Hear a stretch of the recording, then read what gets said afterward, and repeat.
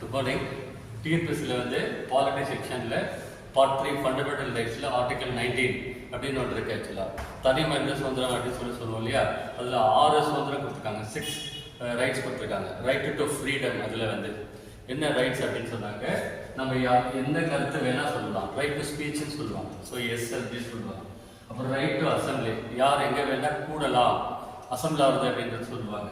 மூணாவது வந்து பார்த்தீங்கன்னா அசோசியேஷன், சங்கம் வைக்கிறது, அசோசியேஷன், ஃபெடரேஷன், அந்த மாதிரி அமைப்புகள் நம்ம வந்து உருவாக்கலாம்.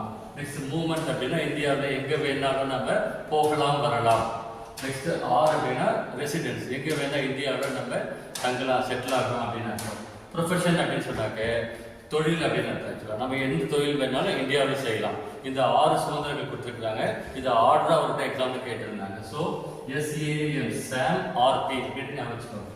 சாம் அப்படின்றது நேம், ஆர்பி அப்படின்னா ரிசோர்ஸ் பர்சன். பாருங்க, speech, assembly, association, movement, resource, residence, லாஸ்ட்ல வந்து ப்ரொஃபஷன்.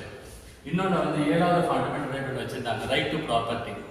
அது வந்து இப்போ பார்த்தீங்கன்னா அது வந்து 44th அமெண்ட்மெண்ட்ல அதை வந்து ஃபண்டமெண்டல் ரைட்லேருந்து எடுத்து ஆர்டிகல் 300A வந்து